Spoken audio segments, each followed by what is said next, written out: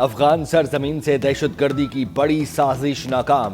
شمالی وزیرستان کے علاقے حسن خیل میں 54 خوارج واصل جہنم کر دیے گئے۔ ہلاک خوارج سے بڑی تعداد میں اسلحہ، گولہ بارود اور بارودی مواد برآمد۔ خوارج کا یہ گروپ غیر ملکی حکام کے اشارے پر پاکستان میں دہشت گردی کے منصوبے پر تھا۔ سیکیورٹی فورسز کی مستعدی اور پیشہ ورانہ مہارت سے بڑا سانحہ ٹل گیا۔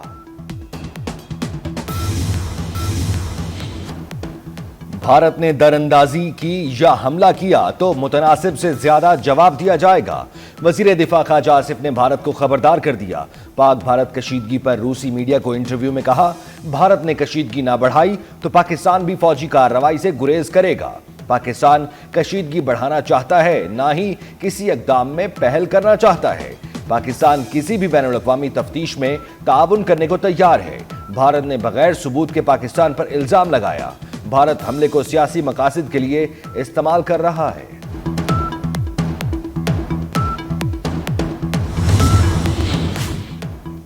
عالمی سطح پر پہلگام واقعے پر بھارت کو منہ کی کھانا پڑی۔ سلامتی کونسل میں پاکستان کے خلاف سخت زبان استعمال کرنے کی بھارتی خواہش پوری نہ ہو سکی۔ انڈین میڈیا کا بھی پاکستان کی کامیاب سفارتکاری کا اعتراف۔ رپورٹس میں کہا گیا، امریکہ کے پیش کیے گئے مذمتی بیان کو چین اور پاکستان نے تبدیل کرایا۔ سلامتی کونسل کے بیان میں پہلگام کی جگہ جموں کشمیر اور بھارتی حکومت کی جگہ متعلقہ حکام لکھا گیا۔ اقوام متحدہ سے متفقہ بیان جاری ہونے میں 4 دن لگے۔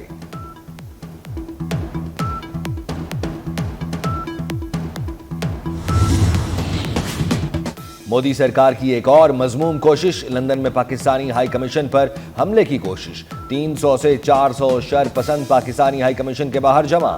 را کے 4 شرپسندوں کی ہائی کمیشن پر لگا قومی پرچم گرانے کی کوشش۔ شرپسندوں نے بھارت اور اسرائیل کے جھنڈے اٹھا رکھے تھے۔ شرپسندوں نے پاکستانی ہائی کمیشن پر رنگ پھینکنے کی بھی کوشش کی۔ ہائی کمیشن کے اطراف موجود پاکستانیوں نے حملہ ناکام بنا دیا۔ لندن پولیس نے بھارتی شرپسندوں کو گرفتار کر لیا۔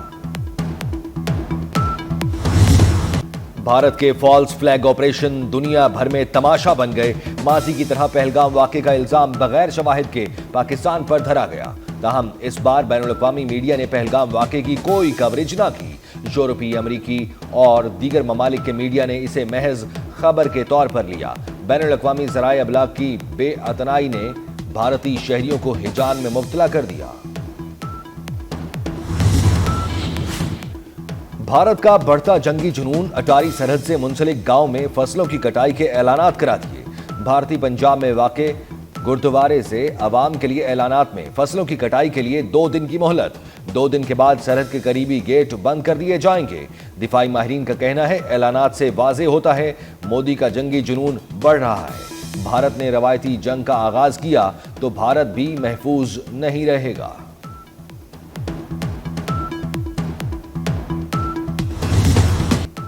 پہلگام فالس فلیگ آپریشن، بھارتی ٹارچر سیل میں مسلمان قیدیوں پر ظلم کی کہانی۔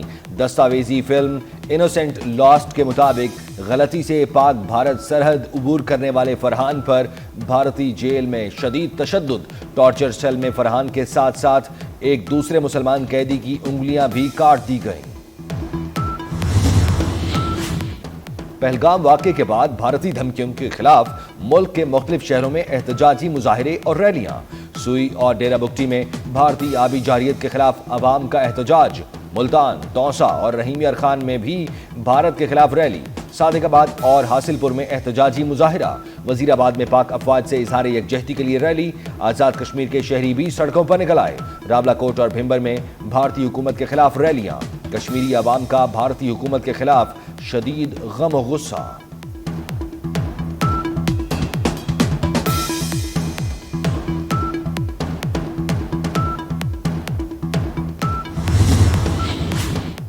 وزیر داخلہ محسن نقوی سے غیر ملکی سرمایہ کار کمپنیوں کے وفد کی ملاقات۔ سرمایہ کاروں کے تحفظ اور سرمایہ کاری کو محفوظ بنانے کے لیے اقدامات پر تبادلہ خیال۔ محسن نقوی نے کہا، پاکستان ہر طرح کی سرمایہ کاری کے لیے محفوظ ملک ہے۔ پاکستان میں سرمایہ کاری کرنے والے انویسٹرز کا تحفظ ہماری حکومت کی اولین ترجیح ہے۔ حکومت نے سرمایہ کاری کے تحفظ کے لیے تمام تر اقدامات کیے ہیں۔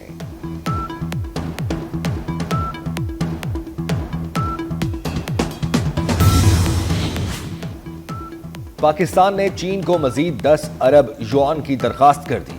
وفاقی وزیر خزانہ محمد اورنگزیب نے کہا کہ چین کی ڈومیسٹک بانڈ مارکیٹ میں پینڈا بانڈز جاری کرنے پر بھی پیش رفت ہوئی ہے۔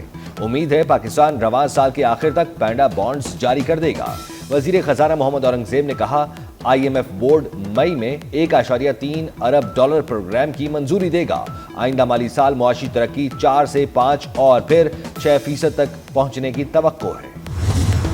ملک بھر میں گرمی کی لہر برقرار، محکمہ موسمیات نے ہیٹ ویو کا نیا الرٹ جاری کر دیا۔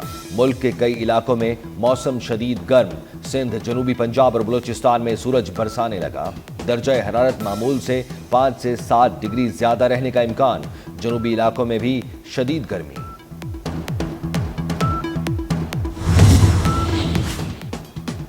امریکی کالجز نے غیر ملکی طلبہ کو موسم گرما میں بیرون ملک سفر کرنے سے خبردار کر دیا۔ ہنگامہ آرائی پر غیر ملکی طلبہ کو دوبارہ داخلے سے روکا۔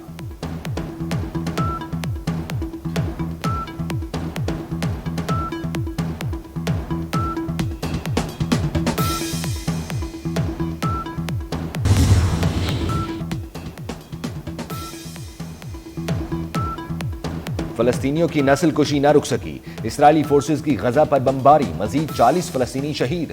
غزہ کی اسرائیلی ناکہ بندی کی وجہ سے مکمل طور پر قحط کی صورتحال کا خدشہ پیدا ہو گیا۔ PSL کرکٹ بہار، سنسنی خیز مقابلے جاری۔ آج پشاور زلمی اور کوئٹہ گلیڈیٹرز دوسری بار مد مقابل ہوں گے۔ دونوں ٹیمیں لاہور کے قذافی اسٹیڈیم میں مد مقابل ہوں گی۔ میچ شام 8 بجے شروع ہوگا۔ گزشتہ روز لاہور قلندرز نے ملتان سلطانز کو 5 وکٹ سے شکست دی تھی۔ PSL سیزن 10 کے شیڈیول میں تبدیلی پر غور، شیڈیول میں تبدیلی بھارتی براڈ کاسٹ سٹاف کو واپس بھیجنے کے باعث کی جا رہی ہے۔ ملتان میں 1 اور 10 مئی کو دوپہر کے میچز رات میں کرانے کی تجویز۔ شیڈیول میں تبدیلی براڈ کاسٹرز کی درخواست پر کی جا رہی ہے۔ تبدیلی کی حتمی منظوری چیئرمین PCB محسن نقوی دیں گے۔ اداکار، ہدایت کار اور فلم ساز سید کمال کی سالگرہ۔ سید کمال 27 اپریل 1934 کو بھارت کے شہر میرٹھ میں پیدا ہوئے۔ فلم کی بڑی سکرین کے بعد ٹی وی کی چھوٹی سکرین پر بھی کام کیا۔ PSL سیزن 10 کے شیڈیول میں تبدیلی پر غور، شیڈیول میں تبدیلی بھارتی براڈ کاسٹ سٹاف کو واپس بھیجنے کے باعث کی جا رہی ہے۔ ملتان میں 1 اور 10 مئی کو دوپہر کے میچز رات میں کرانے کی تجویز۔ شیڈیول میں تبدیلی براڈ کاسٹرز کی درخواست پر کی جا رہی ہے۔ تبدیلی کی حتمی منظوری چیئرمین PCB محسن نقوی دیں گے۔ اداکار، ہدایت کار اور فلم ساز سید کمال کی سالگرہ۔ سید کمال 27 اپریل 1934 کو بھارت کے شہر میرٹھ میں پیدا ہوئے۔ فلم کی بڑی سکرین کے بعد ٹی وی کی چھوٹی سکرین پر بھی کام کیا۔